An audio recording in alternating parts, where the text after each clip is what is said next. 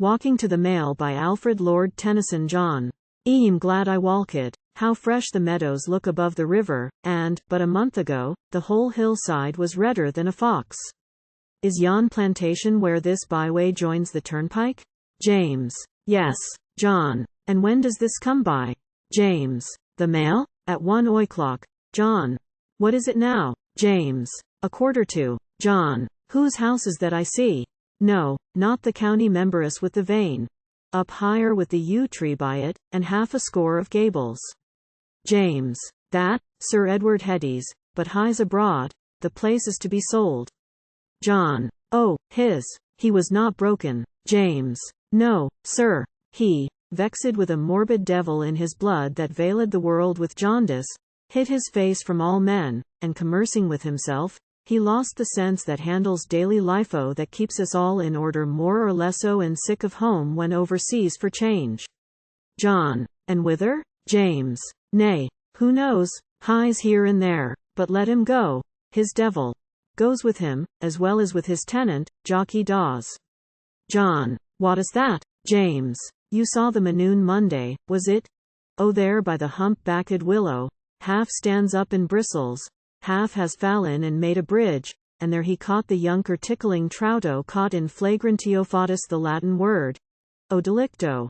But his house, for so they say, was haunted with a jolly ghost, that shook the curtains, whined in lobbies, tapped at doors, and rummaged like a rat. No servant stayed. The farmer vexed packs up his beds and chairs, and all his household stuff, and with his boy betwixt his knees, his wife upon the tilt, sets out, and meets a friend who hails him, Ewit. You're a flitting. Eyes, we're flitting, I says the ghost, for they had packed the thing among the beds. Eo, well, I says he, you flitting with us too, Jack, turn the horsey heads and home againy. John. He left his wife behind, for so I heard. James. He left her, yes. I met my lady once, a woman like a butt, and harsh as crabs.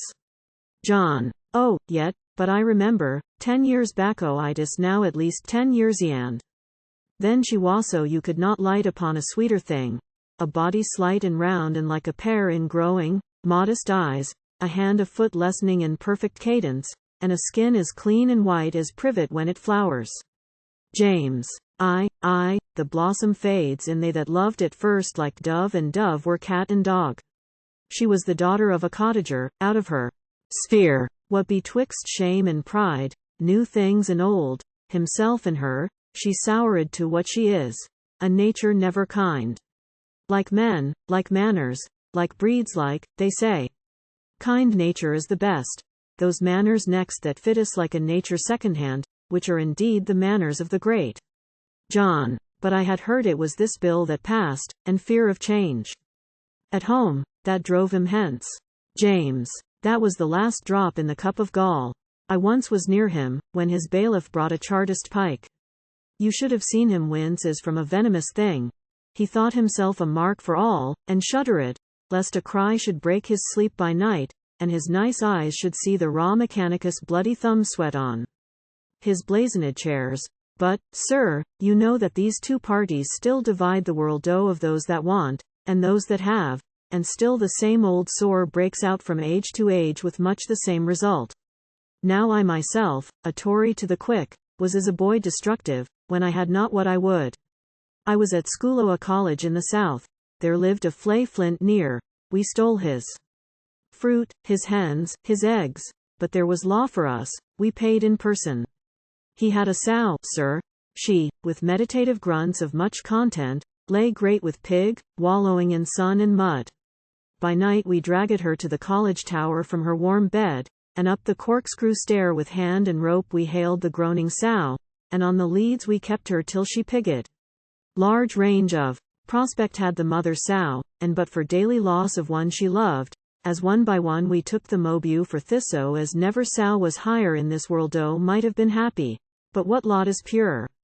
We took them all, till she was left alone upon her tower, the niobe of swine, and so returned unfarrowed to her sty. John. They found you out? James. Not they. John. Wello after allo what know we of the secret of a man?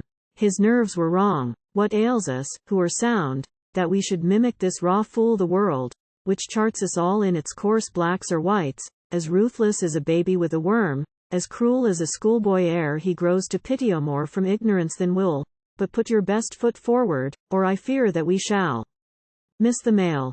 And here it comes with 5 at top, as quaint a 4 in hand as you shall see a 3 piebalds in a roan.